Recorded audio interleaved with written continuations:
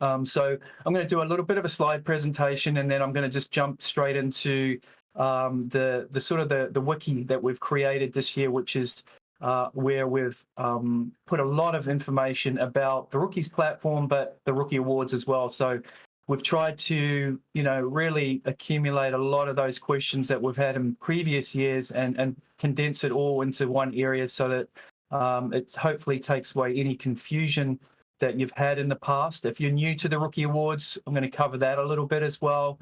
If you're entered into multiple years for the Rookie Awards, then there are a few new things that we've changed. So obviously the dates. So we'll talk a little bit about that as well. So I'm just going to start by sharing my screen.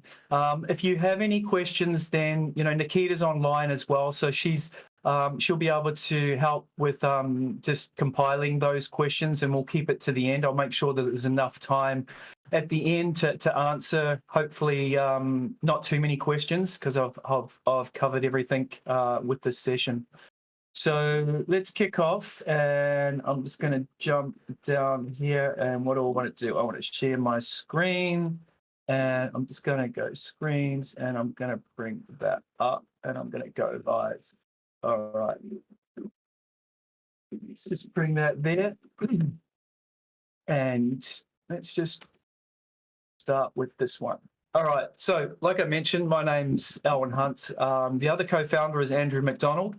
And we're actually both based here in South Australia in a city called Adelaide. It's the first time we've actually been in the same city together.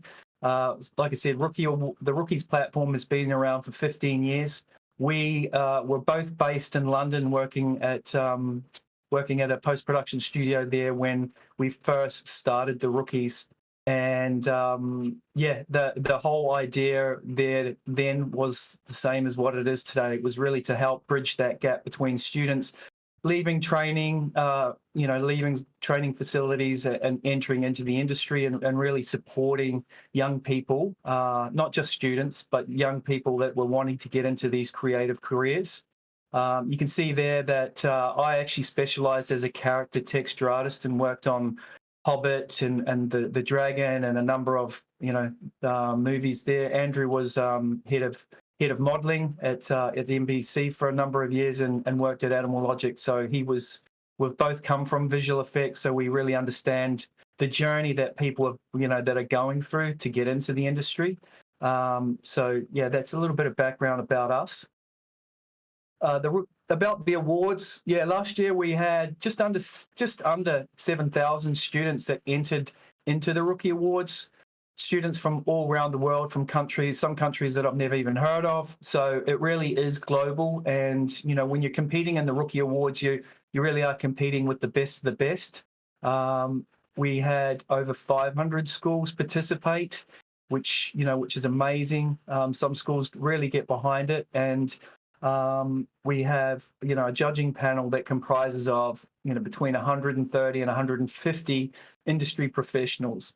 And I'm going to get more into the judging later on and what they're looking for in terms of the criteria.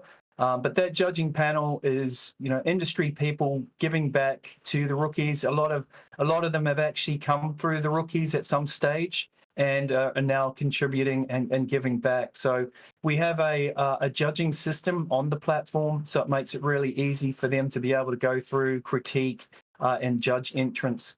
Every single person that enters into the Rookie Awards gets a judgment.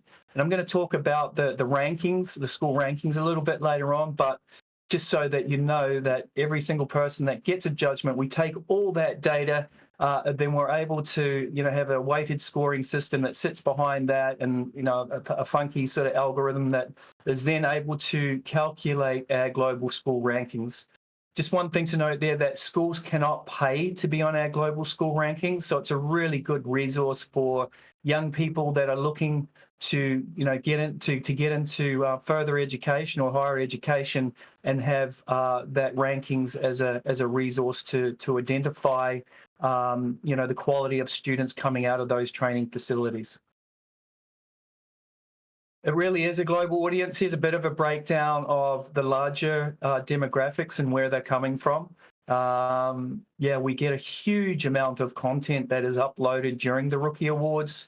And when we look at the data after the Rookie Awards has completed, there's always that big ice hockey stick curve at the end, where everyone sort of leaves it to the last minute. We do, and we'll get into the some of the prizes and motivations for trying to enter in early if you possibly can, but we'll talk about that when we get to the prize part as well. It's a bit of a breakdown there.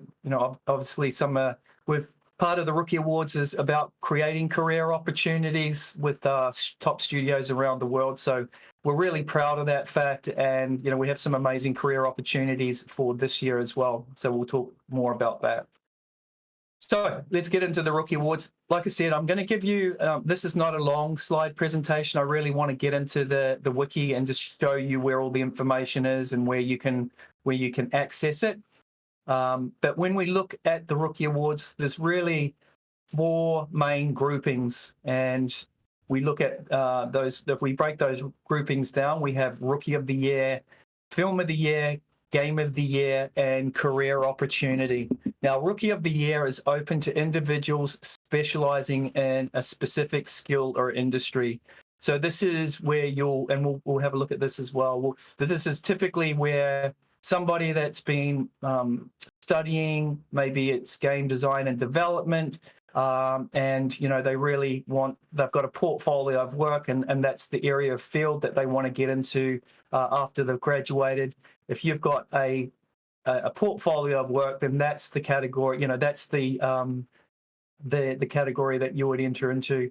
We'll actually break them down a little bit, because under Rookie of the Year, there's all these subcategories. But so we've got Rookie of the Year, Film of the Year, Game of the Year, and then there's the career opportunities. So let's move to the next slide so I don't confuse people too early.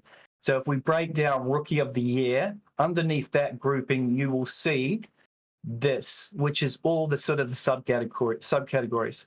So like I said, if you've been studying game design and development, then you've got that game development category in there. Now, this is all, as you can see there, as it reads, all aspects of game design and development across all major platforms. So maybe you're doing environments, or you're doing, props, or content creation, or character design, or whatever it is that you're doing towards that game development aspect, then you would just enter your portfolio work into that subcategory.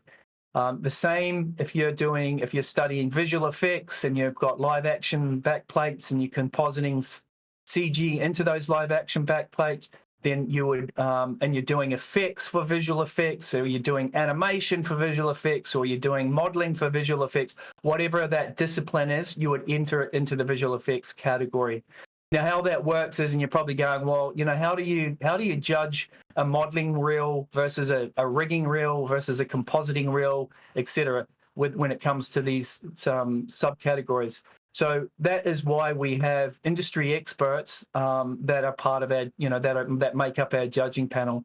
These, heads of department and leads, etc., are able to identify, what makes, and are able to compare reels and be able to evaluate what is more, technical, more employable. So they're able to really using their experience, be able to break that down.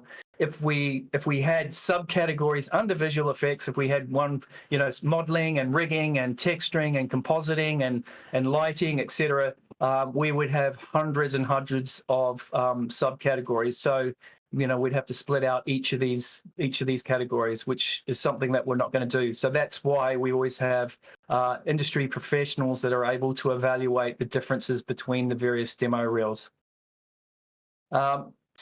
There's no new categories added this year. What I will just touch on here as well is, the digital fashion one. So this is for somebody that is studying fashion design and is now moving into visualizing fashion in a 3D way. So this is students that are learning programs like Clo 3D, Browseware, Style 3D, some of these types of program. and to some degree, marvelous designer. But if you're doing, game design and development, and you're doing using marvelous designer to do cloth simulations and really just get that geometry right for garments or costumes, then if you're like I said, if you're looking to get into game design and development, then you would still enter into that category. We're really looking for those students that are studying fashion and moving into that 3D space, or digital pattern making, and are using 3D programs. The other categories there, we've got the concept art. So just one thing to note there. So maybe you've got a portfolio of work and you've been doing some game development stuff, and you've done some concept art that is part of an overall project, and that concept art relates to that project. Then you're able to add that concept art as supporting material for that portfolio.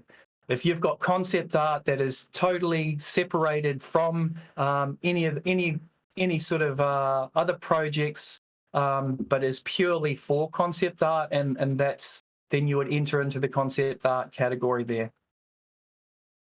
We'll get into this a little bit more as well. Now, if we move to the next one, we've got Film of the Year. So underneath Film of the Year, we have these three main categories: visual effects, 2D animation, and 3D animation.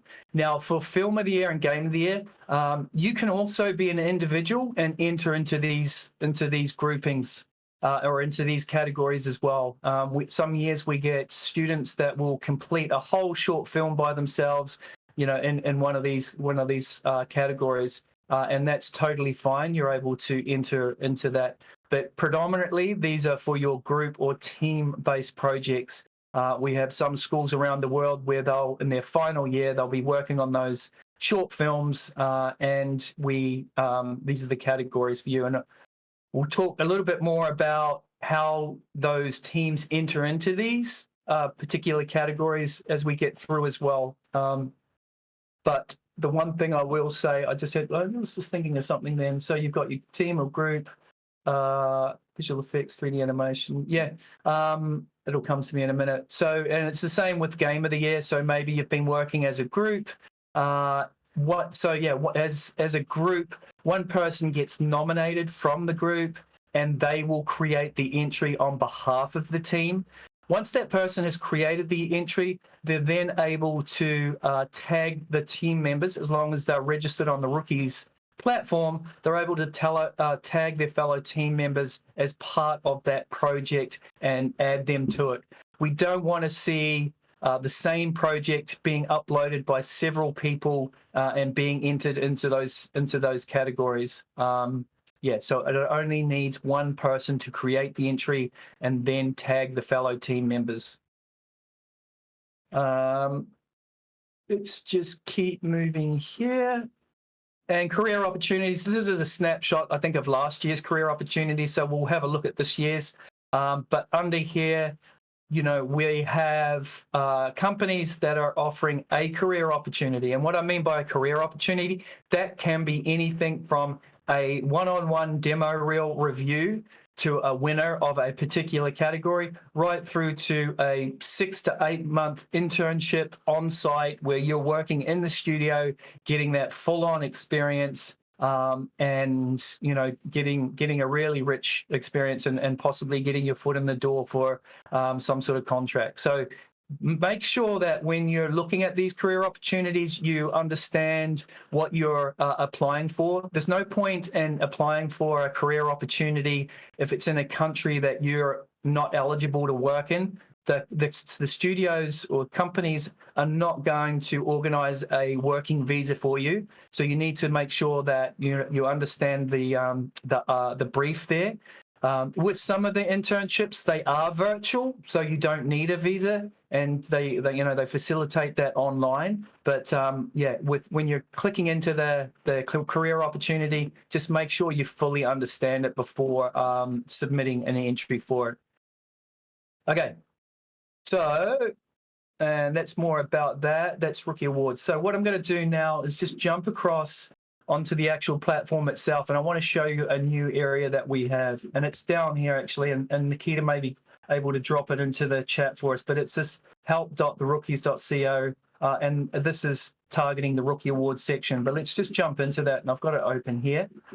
So when you come onto the platform, and maybe I'll just go back to the main page here. So I've landed on the Rookies platform. There's a few different areas where you can access this new wiki, and it's under More, Help Desk, or if you scroll all the way down the bottom, we've got these breadcrumbs down here where we have a Help Desk down here. So once I launch that, I get to this new wiki. It's beautiful. It's lovely. There's lots and lots of information here, and not only about the Rookie Awards, but also about what is the Rookies, and really just understanding the different user types, how to connect. You know, obviously everyone's on our Discord server now, which is great, but there's lots of information and sessions that Nikita is organizing through our Discord server. And maybe at the end, I'll get Nikita to introduce herself, because she's our amazing community manager and does a lot of great stuff for us on Discord. But this help desk is all brand new. And what I love about it, one of my most favorite features is not only can you just, go from black to white, and that's pretty cool. I always love black, but you've also got different languages here. So that's always been a bit of a hurdle for us, is just the information getting lost in translation. So we've got this, these different languages. So, if you're Chinese or Spanish or French, we can, you can select these different language options here and be able to actually understand it. We've had people go through and proofread and make sure that everything makes sense. So it's a new feature, which is great. Like I said, you can click through and really go through all this information about what is the Rookie, who's it for, and etc. But what I wanted to do today was really just highlight the section here, which is all about the Rookie Awards. So if I click across here, I jump in, you can see that there is lots and lots of information here. Starting from, we've got these different sections, and I'll just close these all down so we can have a quick look. We've got getting started, planning your entry, submitting your entry, the judging process, and then help and support and information for schools and educators. So if we just have a quick look, and I'm not going to go through every single one, but I'm just going to touch on the key ones here. So actually, the first one is who can enter. Now we've got the eligibility criteria here. And, I did this information session last month, and there was, people just, there's a bit of a gray area about, when people have some industry experience and, if they're able to enter or not. So as you can see here, the bullet point number 2, professional experience. You should have less than a year of paid work in any of the Creators Field features in the contest. Right, so maybe you graduated last year, you've been doing some freelance work, and you haven't really cracked the industry yet, and you haven't accumulated more than 1 year of work. You're still eligible to enter into the Rookie Awards. As soon as you pass that 12-month threshold of having more than a year's work, then that's when you become non-eligible to enter into the Rookie Awards. We know that students, after they graduate, spend a lot of time working on their portfolio and getting their stuff ready, and are doing some work and really haven't still cracked the industry. So we still want to make it accessible for that demographic. So just make sure that that you have had less than 12 months paid work, and that 12 months starts as of April the 7th, right? So this year, Rookie Awards kicks off in a couple of weeks on April the 7th. If you've had less than 12 months work experience from that date, then you're eligible to enter. There's also one thing to note here is related experience. Now this is always a bit of a tricky one, because we get some people that are changing careers. And, they may have been working, say, for example, in architecture and are now, wanting to do game design and development. Now, in sort of architectural visualization, they may have been working in 3D programs for, 3 to 5 years, and are deciding to move into game design and development. Now, and we review this on a case-by-case basis. But if you've been working in 3D programs for that long, we deem it as an unfair advantage because you've already got some fantastic 3D skills, and you're really just pivoting and moving into an area where you're learning about maybe a change in pipeline and things like that. So if you're one of those people and you're not sure, maybe you've been doing concept art and now you're wanting to move into 3D and you've never used 3D software before and you're kind of starting out fresh, then we see that as fine to enter into the Rookie Awards. It's just those people that have been using 3D software for a number of years and are really hitting the ground running when it comes back into training. And a lot of those people will do courses that are really advanced and pushing or just trying to get more advanced portfolio pieces quickly. So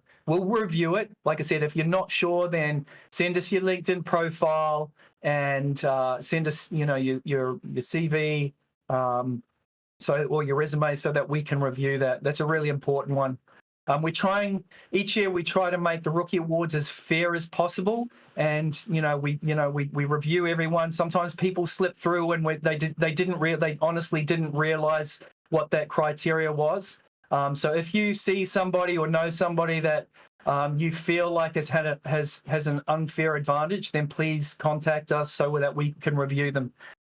Sometimes people will embellish their LinkedIn profiles, and they'll have a line item there which says that they've been an art director for the last 5 years of their own company, and maybe it's not the sort of work that it looks like. So just make sure that you've got your LinkedIn profile up to date, because everybody that gets into the finals, we have a team of people that will go through and review every single person to make sure that it's fair. So just if you're not sure, like I said, please message us and we will review that. So individual artist owner, each entry must be submitted by an individual. Yeah, that's a really important line there as well. Some years we get schools that will submit on behalf of students. That is not allowed. Individuals must submit their own entries, and because we can't have schools bulk uploading entries, because we need to have a person associated with each entry that we can then judge. So if there's any educators or schools listening in on this particular information session, you cannot upload or submit on behalf of students. The students must do it themselves. You can encourage them, you can bribe them, blackmail them, do whatever you have to do to get them to enter into the Rookie Awards, but you cannot do it on behalf of them. Team entries are allowed, but like we said, it cannot be submitted by team accounts. Each team must nominate an individual team member that will create the entry and invite other members as collaborators. That's what I was mentioning before. So you can see that there's a lot of information here. I'm still on the first one, but I think to me, this one is one of the most important ones, is eligibility criteria. So yeah, important dates. Again, we shifted, we have always started Rookie Awards on the this month. Actually, yeah, would have already kicked off. So we moved it for a couple of reasons. The first reason being that there are a lot of schools in different parts of the world that actually graduates mid-year. And when we typically closed in previous years, it didn't give people enough time to be able to get their entry in. So having moved it or shifted it by a month now, those people are now able to enter into the Rookie Awards. The other thing that it does, it also gives us at the Rookies an extra month coming out of that crazy Christmas period and holiday period to get organized and make sure everything is up and running, and we're able to promote it early enough. So it's been amazing to have that extra month just to get everything organized. So yeah, apart from that, not too much else has changed in terms of the spacing between when entries close and finalists are announced. We have that big window in between when finalists are announced and winners are announced, and that's a major judging period between there. There's the category and groups, which I mentioned before. Again, this is a bit more of a breakdown. Please read this. This is what we're looking for inside each of those sort of categories. We've got the groupings here, career opportunity. This is an optional add-on to Rookie of the Year. So actually, just on that point there, what that means there is, say you've got a portfolio of work, you're an individual wanting to enter into one of these categories here. So you've got your game design and development portfolio. You're submitting to this. At the same time that you're submitting to this, you'll see there'll be a big sort of selection box that comes up. Once you've selected game design and game development category, for example, it will close down all these other categories. So you've made your choice. It won't let you select any other category here. You've made your selection. But what will be available are these career opportunities, which will be another section underneath that.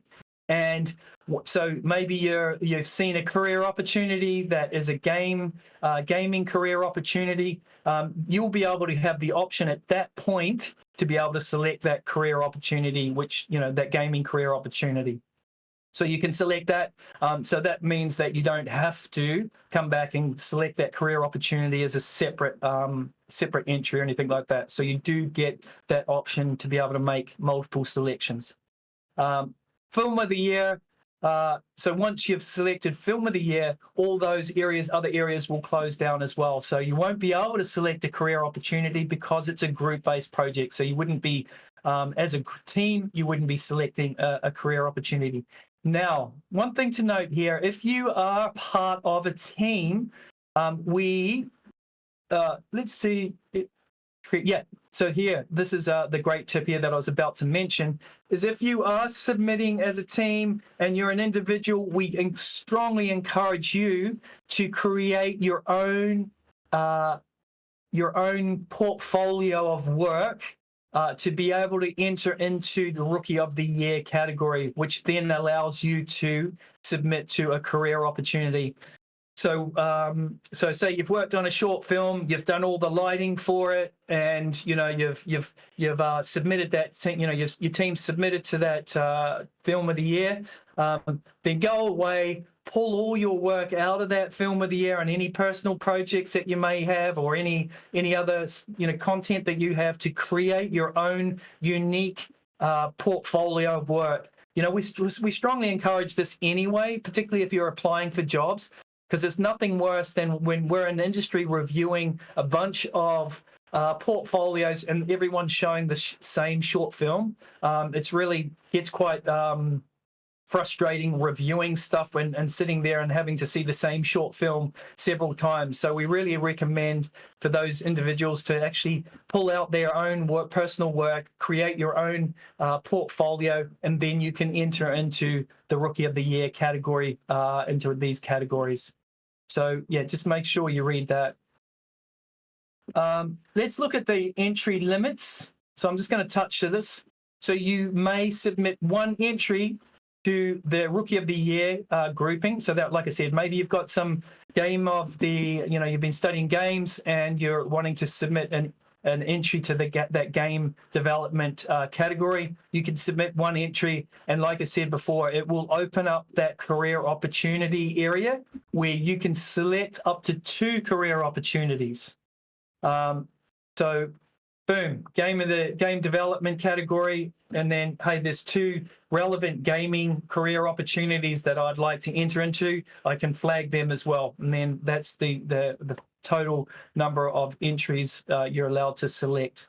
You may submit one entry to Game of the Year and Film of the Year. Yep, just the one.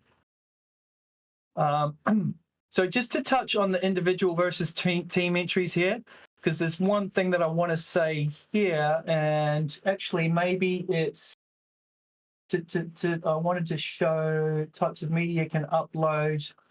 I wanted to show where if you're a team, and this is for creating an entry, but I wanted to show, it isn't mentioned there. Maybe it's at the bottom. Nope. Judging. Oh, yeah, so here it is. So if you're a team and you're going to be submitting your short film to a to the film festival and the film is under embargo and you can't show it publicly, then you're still able to enter into the Rookie Awards. There is an option when you're creating your entry to submit your password, and that will only be open or seen by our judges in the back end, right? So there'll be an area where you've uploaded your video to Vimeo and you can add your password to a secure area that will only be shown to our judges. So that's really important to know. And just make sure that you put that password in the right area. In some years, people have uploaded their work and thought that they've added their password and have either forgotten it or they've put it in the description and that video is still being shown to the public. So just make sure that you put it in the right field so that it is then available for our judges to be able to view the video and be able to judge the score. So then we go through, where else am I up to here? Groups, categories, limited. That's all good. We've got some posters. So maybe you're a school or an educator on the call at the moment. You can or you maybe just want to promote the Rookie Awards at your school and do a great job for us to help promote the Rookie Awards. Then you can download some of these posters, get them printed out, post them around the school. Maybe if you send us a photo of all the hard work that you've done, we can send you some merch because that would be amazing. I'd love to see that. Just doing a shout out now. You've got these different formats that you can download the posters. So feel free to promote it at your school. They're actually I haven't even seen these actually. They're quite nice. Let me just see. Yeah, there's a whole bunch. So I guess they've got on there the different categories each month, or each of the posters has a different category on there. So go to town on it, download them, post them around your school. All right, so that is the first major one. The next area I wanted to touch on then, I'm just going to refresh that page for a second, is planning your entry. So I always talk about, because people say, oh, what makes a good entry and this and that. I always refer people to go back into the platform here and go into oops, what happened there? Let's just refresh that. Oh, something crazy happened there. I always talk to people about going back into past years of the Rookie Awards and actually using, that as a reference point. So looking at past winners and really just, making notes about how long the entry is, how they've broken it down, how they've created graphics to separate the different projects. There's not one perfect way to do it, but really looking at some of those past winners can give you a really good indication about what it takes to have a winning entry. So super important to have a look at past winners and get the blueprint essentially. Now, one thing I will say is that last year we had some entries that weren't really entries; they were breakdown of projects. So, when you look at articles and some people focused on one particular asset and they've given a full breakdown, and that's gone from reference images to what they did in ZBrush to how they created the lighting to every single step that they did to get to that final render. Now, we don't want to see breakdowns. We want to see a portfolio of work. In that portfolio work, it is important to show key milestones along the way, but not every single stage. So if you've got some key areas of that particular entry that you're like, I'd love to show this, and this is kind of a particular area that I really wanted to put a focus on for our judges, then feel free to add that, but don't go crazy with doing a full breakdown. Some of the pages were so long last year that our judges would just kind of give up on it. So, and you probably heard this from your lecturers and professionals that have come in and done school talks, that it's quality over quantity, really making sure that you're only adding portfolio pieces that are really contributing to your overall quality of your entry. It's better to have less than too much. And if you're not sure, then make sure to ask. You can definitely use our Discord to be able to show what you're thinking about entering. Ask your classmates, ask your teachers, ask as many people as you possibly can to validate, what your entry looks like. We're on posters there. Where else are we at? Sorry, submission. Common mistakes to avoid. Let's just have a quick look here. Yeah, some people, this is a great page. So people will incorrectly submit their entry to the wrong category. Now you can delete your entry and be able to start again, which is a bit of a pain in the neck, to be honest, because sometimes you've gone to all that effort to make it look pretty, to realize that you've entered it into the wrong category. So if you're unsure, then again, will be a channel for Rookie Awards 2025. Ask questions, make sure that you're entering into the right category. If you're, like sometimes there is a bit of a gray area. Maybe you've been doing some 3D animation work and you're not sure whether it belongs in, visual effects or the game designing. There's kind of hybrid entries as well. So we know it's not, completely clear for some people. So just make sure you ask. Not including information. This is a big one. Some entries will just get a bunch of images. No context to how those images came about. There's a widget there to add some text. Make sure you add some description in there describing what's happening during this project. We don't want a full thesis again, but just some description there so that when a judge is looking at some of these renders, they're like, oh, okay, cool. This took, X amount of time to do. They used that software. This is some of the problems that they overcome to get here. Without a full thesis, just any bit of information that will help judges understand is super important to add that. Again, don't just upload a single image and go expect our judges to be able to understand what the hell that's all about. Make sure you add a few images, but like I said, not 100 images where it just blows everything out. Just again, looking at last year's submissions. I'm gonna see if that worked in here. Let's just go back. That was something that, let's just kick back here. So if you go into contests up here, all their contests have been archived.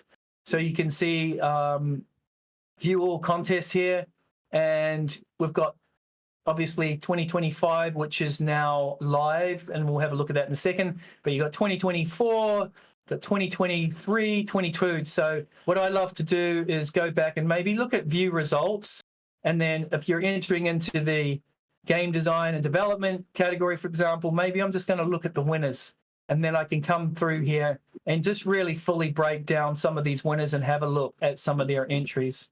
So we can go through, nice big images. Like I said, nice little description there, what the project's about. There's a Vimeo, so there's some turntables of their work. Again, you've got the option to go full screen, or you can crop that in. So that's totally up to you. But yeah, some nice big supporting images. So please go through, look at those past winners, and make sure you're able to. I think I had some examples. So here's one. Just, and I'm not trying to put anyone to blame here, but you can see here, I'm not even going to go through this, but from the side scroller here, you can see that this page is absolutely massive. And maybe I'll scroll down this, it's a great entry. Like there are some really nice pieces, but it's just too many renders of the same thing. It just goes on and on and on. And breakdown after breakdown, shows every single texturing part. So there's just be mindful of the number of renders that you're doing for each of your projects. So let's just jump back across here. Some other ones. Like I mentioned before, you're uploading your video and you haven't put the password in, or you've got a security password protection on YouTube or something, and judges can't see your video. Just making sure that if you are doing some turntable or demo reels that are video format, make sure there is no security on it so that the judge can see it. Last minute submissions, gee whiz, the number of students that enter in at the last minute is pretty crazy. So making sure that you give yourself plenty of time so you're not competing with thousands of people at the end to upload that video and you're sitting there freaking out that you're not going to make it in time. Yeah, so some common mistakes there. So just make sure that you read through that. All right, let's see and hopefully people are writing questions in the chat and we can have a look at that. Entry inspiration, like I said, look at last year. There's a few examples here as well, entry inspiration that we've added in so that you can click on those examples and really see some beautiful layouts, some beautifully presented entries. The different categories here as well, so make sure you go through and check them out. Types of media, again, looking at optimizing your images, no GIFs. Some years we get people that are trying to upload 8K images. You don't need that big. Maximum, 2K is more than enough. If you want to do 4K, go for it. But 2K is generally enough for judges to be able to zoom in and see all the detail. Please do not use GIFs. PNGs are allowed, but make sure you're just, checking file sizes. Sometimes this image is not working and you look at the file size, it's just crazy. So just make sure you're aware of what you're uploading and just not trying to not too much. File formats, the preferred video platform is Vimeo. Just because judges don't really want to deal with ads when they're going through the YouTube and having to wait for ads to finish. If you're able to do Vimeo, that would be great. Types of media, this is a great page, just showing exactly all the little widgets that you're able to utilize and be able to create that really amazing entry. So yeah, utilizing all the different widgets that we have there to make something a really rich entry is recommended. All right, cool. Last one I just want to touch on here is our judging criteria. So when we look at our judges, maybe I'll just jump back into, I'm going to just jump into contests. And we can see here, we've got Rookie Awards 2025. The page is now live. So if you're wanting to look at the career opportunities for this year, then we can scroll down here and we've got all our categories that I mentioned before. And then right down the bottom here, we've got career opportunities. So these are 2025 career opportunities, and we can see we've got some really great ones, even for the digital fashion. We've got Hugo Boss on there offering a 6-month paid internship. So that's amazing. We've got, some architectural visualization companies, Fortiche, which, for those people that don't know Arcane, then, they definitely should watch that. They're the company behind that. Again, looking for trainees, mentoring. We've got Ghost VFX, Outpost. So there's some really great opportunities. So once again, if I was to click into the Hugo Boss, let's read the category brief. So I'm going to come in here, making sure that you're looking and what are they looking for? Hugo Boss are looking for, just making sure that you read the opportunity, eligibility, and making sure that you read all the details here before you submit an entry. Judging criteria, all the bits and pieces. That's details of the prize, where you're on site in Germany, and for that paid internship. All right, so career opportunities. Make sure, like I said, go down, read all that stuff. Now, I just wanted to quickly show you this year's judging lineup. Oh, what is going on there? Sorry. Let's just reload that. Something weird is happening. Dropping in and out. But if you go, I'm going to see if, no, it's not going to allow me. The site's being smashed at the moment. But if you go into the live, I don't know if it's working for anyone else, but anyway, you can jump into the judging panel for this year's Rookie Awards and be able to see the full lineup of judges in that. Now, this is what they're looking for. They have a criteria, they get training and before they actually start judging. But looking at overall presentation, that's hugely important. Like I was talking about before, making sure you've got a really nice layout, technical skills, creative skills, variety of content, and employment potential. These guys are coming from the industry, guys and girls are coming from the industry, and they do reviews on a daily basis, and they really are able to evaluate very quickly whether this is somebody that I could get into my studio based on that entry. So this is the judging criteria. So if you're curious, then make sure you read through and just have a look at what they're looking for. All right. Well, one thing I just said there, there was a question I was wondering about the update portfolios. Sorry, I just thought, yeah, just one thing I'm going to just come back on when it comes to your entry. So maybe you're focused in on animation, and you've been, you want to be an animator. Now, if you've got a third-party model and rig from somewhere else, and you've purchased that model with the rig, and you're just wanting to show your animation skills and submit an entry to the Rookie Awards, that's totally fine. As long as in that description you're being completely transparent about, the model and the model and rig was provided by, maybe it was a classmate, maybe you purchased it, and you're just focusing in on the animation, and it's completely clear to the judges, then that's totally fine. Maybe you're doing architectural visualization, you've kit bashed an environment, and you've purchased all the models from third party, and you're focusing in on the texturing and lighting component of architectural visualization.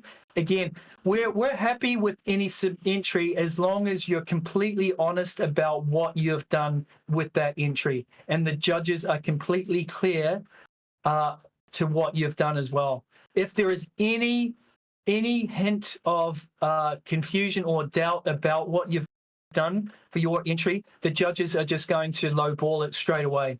So the more clear you are, again, in your description about what you've done and what you've purchased and what you've created yourself, it's super important to be really, really clear on that. Like I said, the judges will just lowball the entry if there's an element of doubt there. So yeah, great question there. So I'm looking at the questions here as well. So we're going to jump into being able to open up your mics and asking that stuff. One thing here, the draft selection, this is just a bit of fun. The draft in no way reflects on who's going to be an overall winner. The rookies was always kind of based on a bit of a sporting analogy. We're all rookies at some stage. We're all looking at, getting into the major leagues, or, being promoted and getting into the draft and making it big. So the draft was really us having a bit of fun with people that, create an entry, and, how it works is you'll submit an entry, a judge will come on, and you'll get a score from that judge. Maybe it's a really high score. So you go onto this leaderboard, and I don't even know how many is in, I think it's 100, the top 100. You'll go onto the leaderboard, and then somebody else will submit an entry. They'll get a higher score. You'll get knocked down that leaderboard.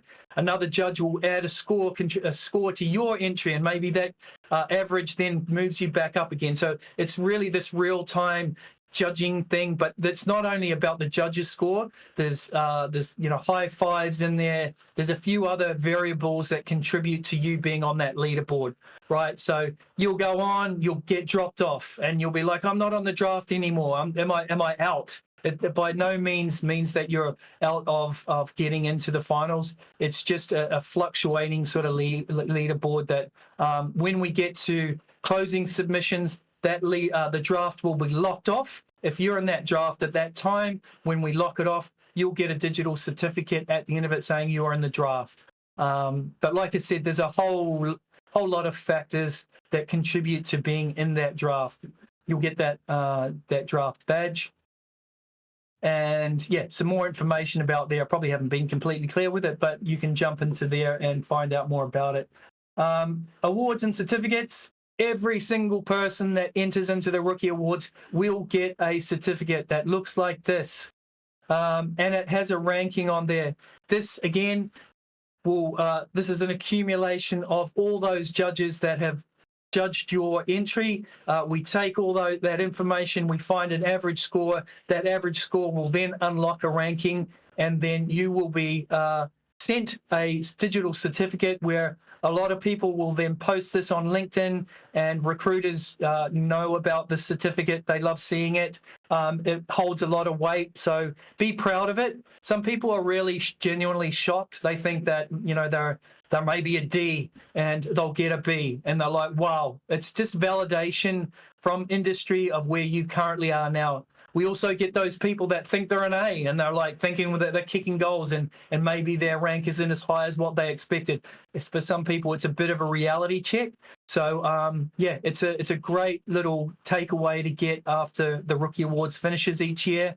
Like I said, be proud of it, and get it out there and show recruiters that you've got that certificate. You can see there, it's a bit of a break. If the certificate is by no means a demo real review. It's really super high level. Like I said, based on that accumulation of the judges scoring, and here's a bit of a description about each of those rankings. Why these awards matter, showing off your skills, really getting yourself out there to recruiters. Like you can see, we've got those career opportunities. We know around the world there are a lot of recruiters that are like going onto that website during the running of the Rookie Awards. We have stories of people being recruited after during the running of the Rookie Awards. They're being reached out to. So making sure that you're putting your best foot forward there, and it's a great way to be able to promote yourself and your work. We share a lot of that content on our social media platform, where we have lots of followers. So for a lot of people, it's the first time getting your work actually shared on a global platform like the Rookies. And it's a buzz. We have a team behind the Rookies that are reaching out to people to create breakdowns as well, and further get exposure on our platform. Like I said, with the certificate, it's a bit of a micro credential that is recognized by industry. So again, a lot of great reasons why you should be entering into the Rookie Awards. All right, I'm losing my breath. I'm going to have a drink of water, and then maybe we can open it up to some questions. Hopefully I've covered most things, but happy to take questions. Do you want to introduce yourself? This is the lovely Nikita. She's amazing. Go for it, Nikita. Hey everyone. Probably met a lot of you already, but yeah, I'm Nikita. I'm the community manager here at Rookies. We've had a ton of events just like this one that Alwyn's been kind enough to provide for all of you guys, answering all the great questions. And we have one I'd actually want to mention. It's on the event list in the Rookies Discord in the event tab, is that we actually have a judge coming on to talk about what he looks for in an entry. And I think he's been a judge for 4 years now.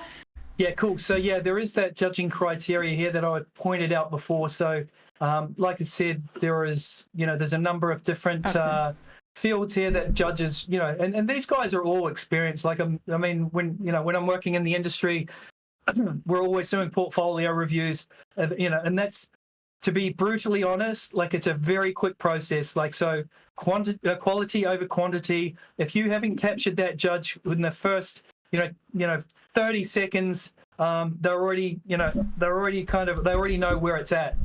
The number of times that people will create an entry and they add that one extra project where you've left me going, why did you add that project? That's really brought the quality down this far. You could have left that out and you would have got through to the finals.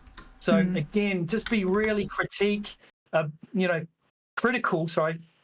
about the projects that you're adding to your entry. So just on that as well, actually. So when we talk about an entry, that can comprise of multiple projects. And those projects can be schoolwork.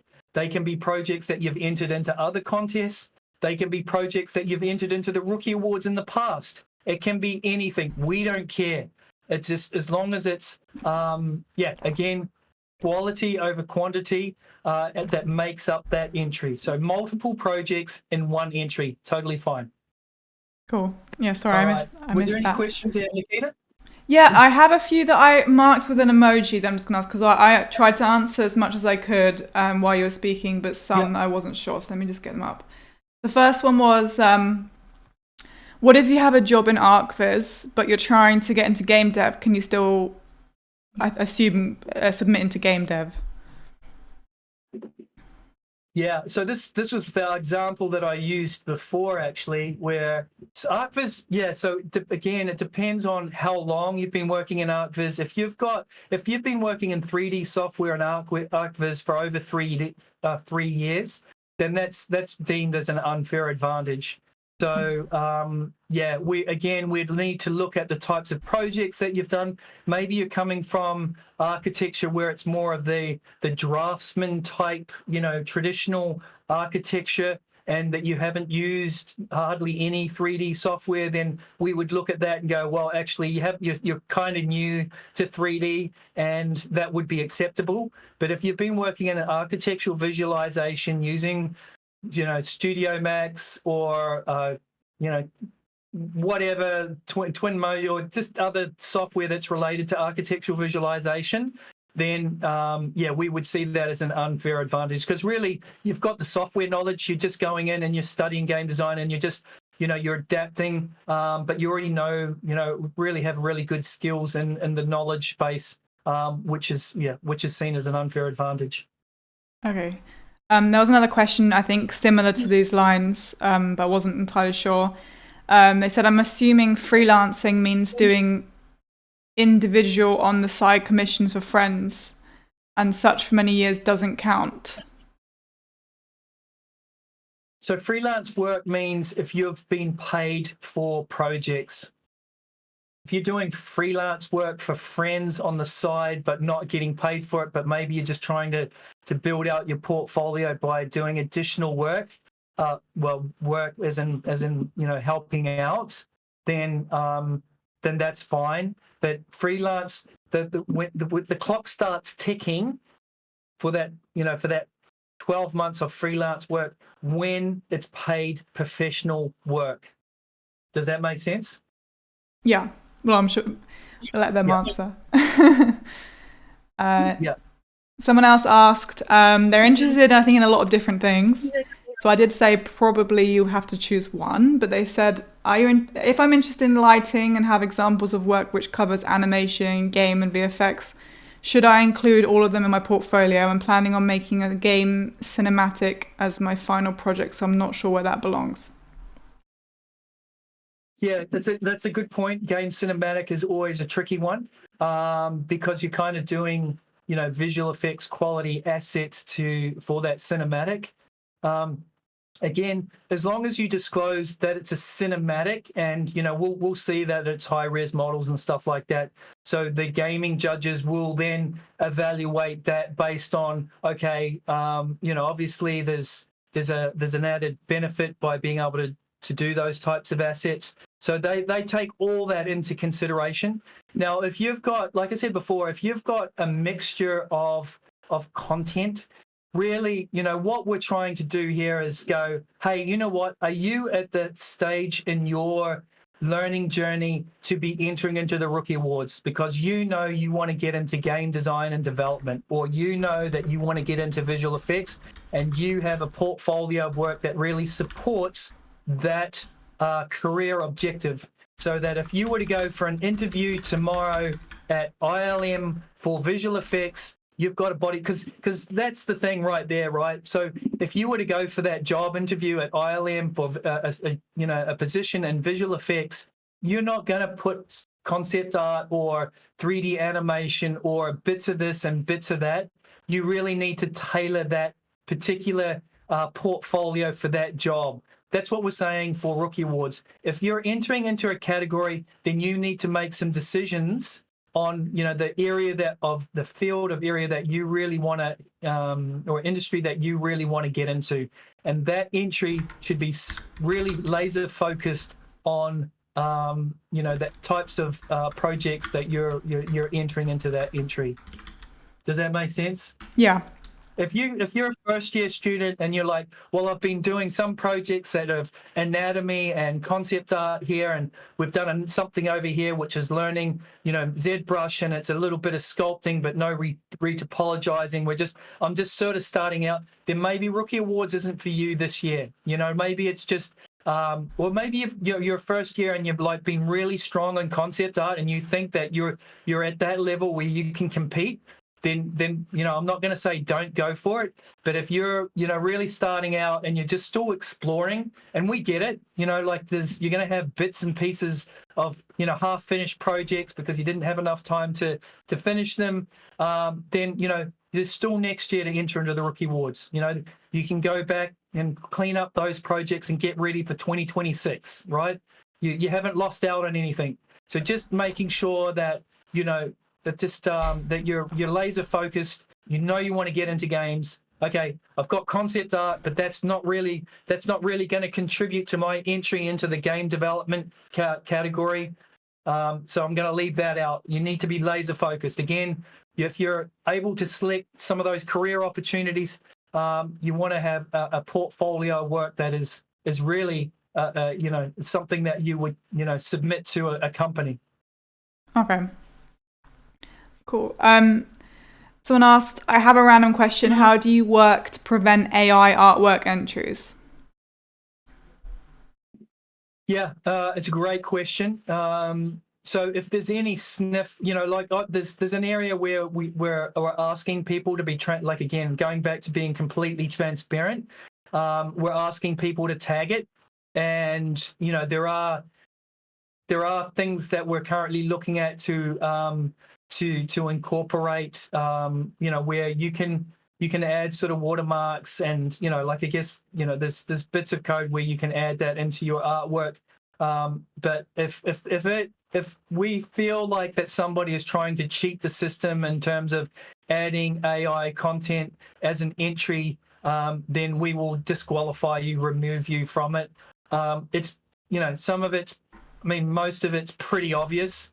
So, we're just saying, hey, if you're using it, and it's fine to use it, maybe if you've used AI as a stage to get to your final render, and whether it's AI for for that proof of concept, doing quick iterations, you probably wouldn't use that as part of your entry anyway, but you've just used it as a research tool, then that's completely fine. But if you're submitting final renders that is completely 100% AI generated, you will be disqualified. Okay, cool. So I had one more, but I lost it. If you submit, I can't remember exactly how this works. So if you submit an entry early, but then want to add it in a new project, can you reopen the submission? Yeah, so that's a great question. So when you're creating your entry, you can save it as a draft. So maybe you've got, you've 3 projects you've completed, you're super happy with. You can go ahead and actually create your entry. As long as you save it as a draft, you can go back and edit and add more projects at any stage. As soon as you hit, there'll be a big button there. As soon as you hit that publish button, then that's when your entry gets locked down. Publishing an entry then notifies our judges to say, hey, I'm ready to be judged. Because we have, a 2-tier judging process where we have judges on from day one. April 7th, there's judges in there. As soon as you publish, there'll be a judge straight on that, or judges straight on your entry and giving scores. If for some reason you've gone, holy shit, I just published and I wasn't supposed to, like I said, you can delete your entry, but you're going to have to go through and recreate that. So the safest option is just to save it as a draft until you're 100% ready to publish. But once you've hit that big publish button, like I said, it just notifies a whole bunch of people behind the scenes that entry is now ready to be judged. Okay, cool. We have someone who would like to speak. Are you opening up for speakers, Alwyn? Or yeah. Yeah. Just on that, you can see here. I just wanted to again. So within the wiki, I'm still sharing my screen. Yeah. Nikita, is that right? Yeah. So under submitting your entry, you can see step 4: submit and save. Definitely. So you can see here, you've got the option to submit and save your entry, right? You can go through and then once you've published, submit your entry, you're submitting, you're publishing, you will be notified, right? So you can save your entry here and you can go back through and edit your entry if you've just saved it. Okay. Cool. We've done a bit of work this year to make sure that this is really clear because it was as confusing as hell. I must be the first to admit in previous years, did I save it? Did I submit it? What the hell happened? But yeah, we've done a lot of work in the back to make sure it's completely clear this year. All right. Yeah, what was that question? Go for it. Yeah, sorry, we have someone who wants to speak. Are we accepting speakers? Yeah, go for it. Yeah? Okay, let me add them. Here you go. I think they're coming on. Mic is open. Go for it. I'm Janati Manda from the UK, and I asked a question. Should I submit my show reel if my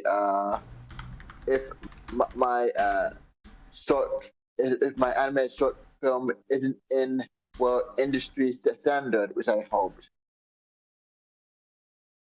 So you want to submit your show reel of a short film. And sorry, what was that last piece? Well, yeah, I just completed my short film this year, and it was good. And it wasn't good? It was good, but it as good as I hoped. Okay. Because I got the grades from my school, Escape Studios. Okay, so again, like this is what I was saying before about making sure because some people were like everyone's very critical of their own work, and we all are, like I am as well, right? So I think some people submit to the Rookie Awards and they're really surprised because they get a really good grade and they're like, holy moly, I didn't think I was that good. So again, I think what I would do if I was you is, just ask people around you, just say, hey, do you think this is good enough to submit to the Rookie Awards? If you've got doubt, just don't be your own personal, judge and jury. I think you need, and I think you said something about your school. You got I don't know whether it was a good grade or a bad grade. It sort of broke up a little bit there. I think I scored 48 out of 100. Okay. Yeah, 48 out of 100. Again, it's all relative. Like we're all there. All those short films amazing, and you got a lower score. I just don't know without seeing it. But you can, nothing is stopping you from entering into the Rookie Awards. Nothing. No one's going to stop you. So if you really want to do this, then go for it. Feel free to do it, and there's nothing stopping you from next year submitting again, and you've made, you can see your improvement. Recruiters love to see repeat entries each year, right? Because they can see the progress of somebody that has, improved year on end. So, I'm not going to stop you and say, no, I don't submit because A, I haven't seen your short film. B, just because you got a low score at school doesn't mean that you should not enter. And if the school says don't enter, then that is not acceptable either. This is an individual decision, not a school's decision, right? So we've had in the past some schools try and suppress students from entering into the Rookie Awards because they're like, oh, we're only going to put our best students in. That to us is not acceptable. This is you as an individual entering into something that is completely standalone outside of the school curriculum, outside of what you do at school. So if you have your heart hell bent on entering into the Rookie Awards this year, then I encourage you to do it. Okay. Thank you. No problem. Cool. Thank you. Now I'm going to move to audience, but I right-click and it doesn't usually work. So let's see. Gonna work? Well, Can you? While you're doing that, Nikita, I just wanted to quickly touch on one thing here. which was what was I looking at? Oh, yeah, voting for people's choice. Again, this is a common question we get every year. It's like, I'm doing people's choice, and how does it work, and all the rest of it. So again, it's all explained here. If you've got a friend or an entry that you loved, then you can cast a vote. Basically, it sits at the top of the page of that person entry, and you can just click on that. You only get one. You can cast one vote per entry, right? So somebody can't sit there and cast 100 votes for their best friend, right? You only get one. So you can see here the point system. We go back through at the end of it, and then we tally all that up. So it's people's choice. People's choice doesn't reflect or doesn't contribute to any of the overall winners scoring system. So it's really like I said, a people's choice. Cool. All right. Yeah, so I'm trying to move to audience, but I Somebody can't. said about dates. Yeah, somebody said about dates in the chat there. Again, all the dates, important dates are here. Rookie Awards is also. You can see at the top here. There's a timer, so there's 20 days before we open. I just want to highlight some of the judges that are on our judging panel here. I mean, take the time, go through, check out these people. They're absolute rock stars of the industry, doing amazing things. These are all the people that are looking at your work. We know judges reach out to entrants during the running of the Rookie Awards as well. So there's a lot of amazing people here. So yeah, it goes on and on. Dates, if we go back to Rookie Awards 2025, you can see the dates are all here. Important dates again. Before you start sending messages, go through this Wikipedia. All the information is there. I swear to God, there's everything that we've thought of. Yeah, thanks, Nikita. You posted in there as well. Yeah, awesome. Do you want another question? Yeah, go for it. Quite a few people asked about how old the work can be. Like, can it be previous work, or even if they half complete work this year, can it be used the next year? Absolutely. We don't care. You might have a project that's 2 years old that you're still really proud of, that you still think is kicking goals in terms of the quality. Absolutely add it. Like I said, you can add work that you've submitted to the Rookie Awards in the past. Okay. Half finished projects, maybe not so much, but again, maybe it's at a level that you think it's half finished, but everyone else thinks it's finished. It's all relative, right? I having worked on big assets and film and stuff, I always felt like I'd never completely finished where I wanted to be at with certain assets. But there comes a point where you need to draw a line in the sand and say, this is done, and you have to move on. So maybe there's some people at that stage. Okay, cool. That actually answers quite a few questions. Haven't read this one, but I think I heard part of the questions about being related to industry standards. Can any program be used for the creation of entries, or does it have to be done through specific accepted programs like Photoshop or Clip Studio? No, we don't care. You can use anything you want. There's no requirements at all for that. Cool. Well, that's all the questions that I can. Sorry. Yeah, I just saw Orlando posted something there. I'm sure it's up there, but for every career opportunity, it has its location requirements, and if it's a paid for every single one, and if it's paid for every single one, say I picked one that isn't available in Australia but isn't dated. Ugh. Orlando, do you want to throw open your mic, dude, and just explain what you mean by that? So again, career opportunities, some are location based, others are virtual. So again, just reading the brief is really, really important. You need to understand the brief. Again, if there's a career opportunity being offered in Australia and it's on site, then they're not going to pay, they're not going to organize a visa for you and to have a working visa in Australia. You need to be eligible, and that may be through your grandparents, or you maybe will hold an Australian passport already. You need to find a way for that to happen. But the company is not going to organise a working visa for you. Cool.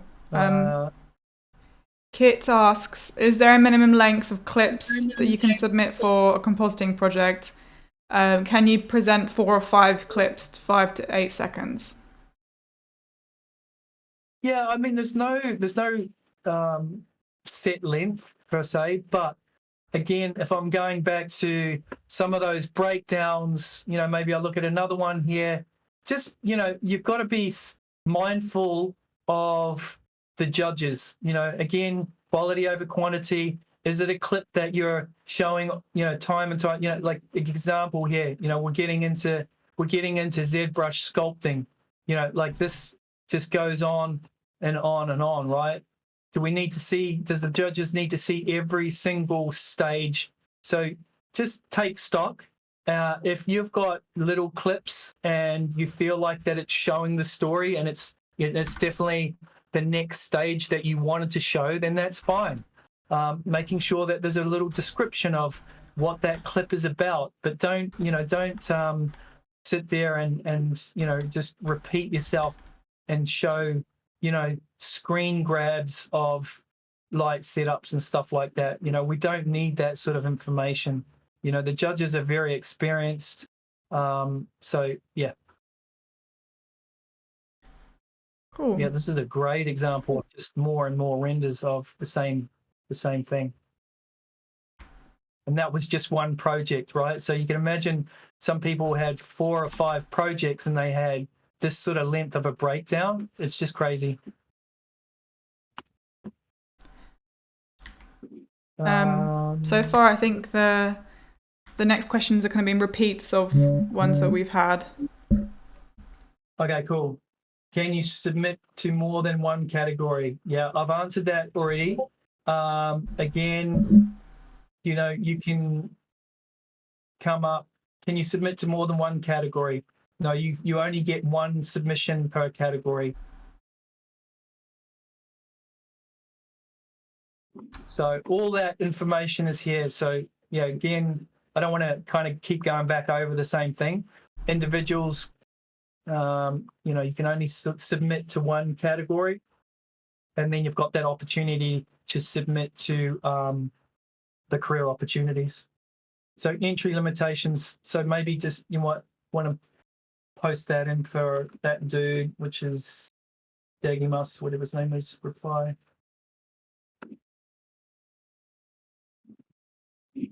Cool.